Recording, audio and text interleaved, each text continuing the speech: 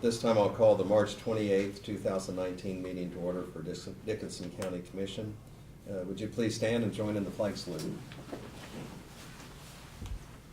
I pledge allegiance to the flag of the United States of America and to the republic for which it stands, one nation, under God, indivisible, with liberty and justice for all.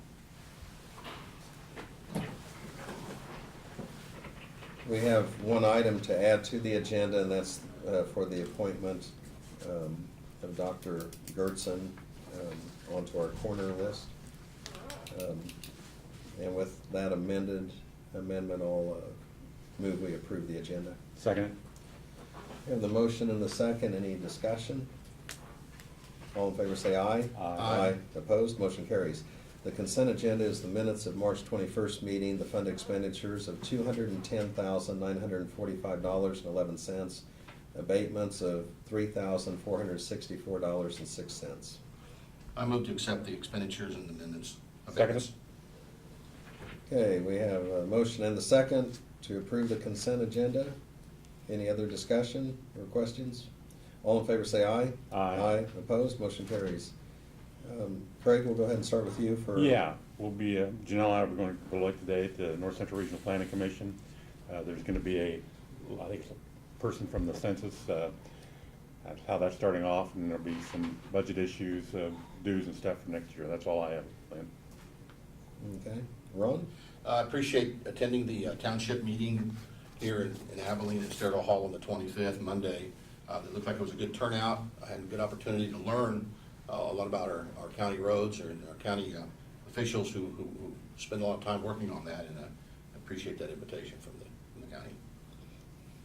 Okay, and we had a good turnout at that township meeting. Of course, one of the purposes is just the educational piece and to give information as far as some of the maintenance, but also the obligations that we have for townships as well as counties and the state to maintain reasonable roads for people to travel.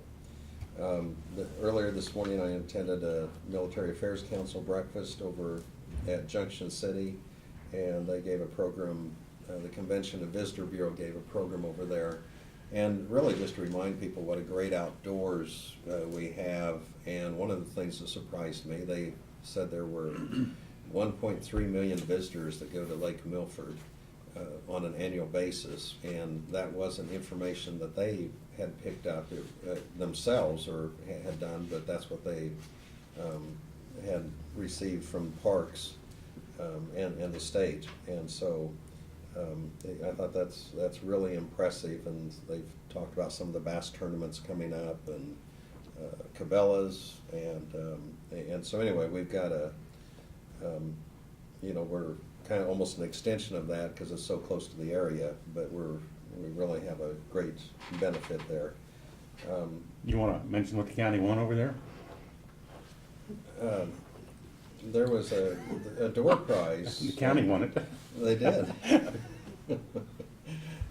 But the ticket is for a taser and gun, and then also, Craig, I want to share this with you. There's a little Kleenex packet that they gave me too, so I thought I'd probably distribute it evenly. And also, there's a legislative update that's going to take place Saturday. I don't know that I'll be in attendance, but Congressman Marshall's going to be there, as well as I believe Senator Hardy and John Barker, our representative. And John was actually in here earlier this morning and told us a little bit about some of the activities there. And of course, one of the ones that concerns us is the extension of the time on the road and bridge tax from 5 years to 10 years. And it hasn't completely been formalized yet, but he felt that it would be here quickly. And also this morning we had Bruce Wright in. He's our appraiser, and he gave us just an update on his department, but also on some of the appraisals that are taking place, and so things are going well there. That's all I have. Are there any comments of anyone from the public? This would be the time to make those comments on anything that's not on the agenda. You might mention the jail project going on in the basement today. Well, go ahead, since you're. Oh, well, Lloyd Builders they're having a pre-bid conference for vendors today in the basement from 11 till, I'm not sure how long it's gonna be, but as long as it takes to do it. And so far at 10:30, I think there've been 11 or 12 people already arrived, so hopefully there'll be some good interest on that. And that does show good interest, and you know, that's what we need is people involved in the project. That's all I want to comment about. Okay, Brad, your report? Well, you guys pretty much took care of my report, so. On the township meeting, just briefly, we had 62 total attendees. It was down a little bit from previous years. 38 township officers, and then we had 24 that were either operators or, we had a large number of operators, which was good, because a lot of the stuff Norm talked about was tailored to the operators, so. But all in all, it was a good meeting, so. And that's something that we're required statutorily by law to do each year, is have a meeting. Doesn't specify that we have to have food or what we have to do, we just have to have a meeting with them, so. We did meet, and we go a step beyond and have provided dinner, so. Something we'll I'd start. like to mention there too, I know we gave away cups to about 5 new township board members. Yeah, we had, I think there were 5 or 6 Well, new board members, if this was their first yeah, meeting. and I think next year we ought to do the ones that've been on for more than 40 years. There you go, good idea. Because I know, We actually gave them a coffee cup. yeah, but I mean, I was talking to Lyle Woods, and I was asking, he said, well, I'll be on 40 years next year, so. Yeah. Wow. Yeah, and that's something, I think last year I did, is I went through the years in 10-year increments and had them stand up as to who'd been on the longest, and we've got some long tenured township board members, which, you know, 30, 40 years, that's Actually, really yeah. saying something. Well, I asked Lyle who he'd replaced, and he said the gentleman he'd replaced been on 43 years. Wow. So, pretty impressive, so. Mm. We do continue to get contacts and calls about the condition of the railroad tracks on the Smoky Valley Railroad, both over on 2200 and on Jeep Road, and we've reached out to them. We sent them a letter, if you remember, several months ago, and they did get back with me and said they were aware of it, they'd gotten our letter, they were gonna be getting with us, and as we near the asphalt season, we were hoping that if Martin needed to assist them in anything on that we could get it done before we get knee-deep into asphalt and chip seal, so, just to make you aware that we are working on that with them, and hopefully we can get something done, so. As Craig said, the pre-bid meeting is downstairs at 11 o'clock this morning, should be underway right now. That'll go as long as it takes. I don't anticipate it'll take very long to have the meeting, and then we have staff available to show those people around the building, open doors for them and show them in and out, you know, areas that they can't see, so that they can have an idea as they're putting together their bid scope and details as to what they're gonna be dealing with, so. And I was notified, I think it was Tuesday, by Senator Hardy.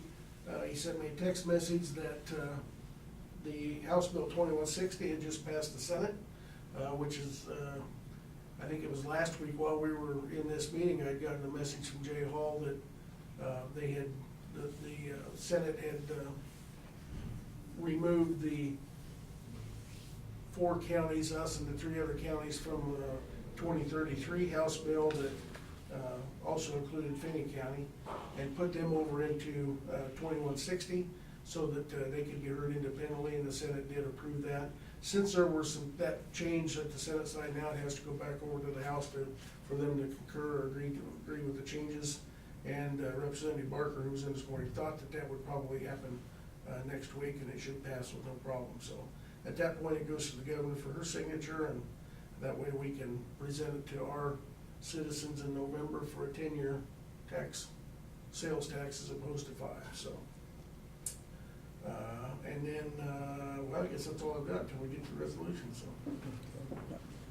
Okay, can I ask a question? Yes. The fish passage, or the snail passage bridges, we're gonna still be able to get the one, or is that gonna be out of the season to do it down there, Brad? We think we're gonna be able to get to them. Okay. The ones that we need to get, yeah. May 1st is the deadline Yeah. to their.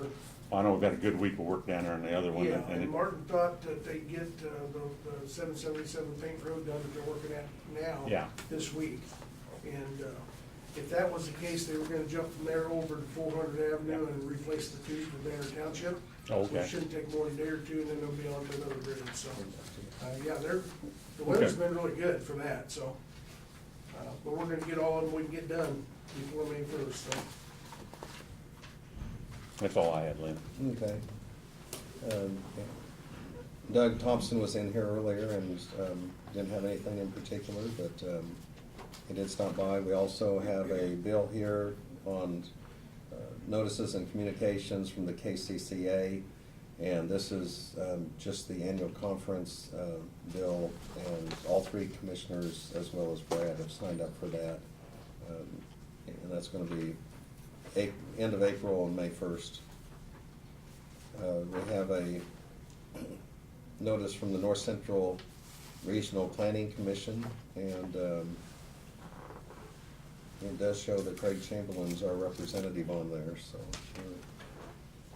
he's holding down the fort.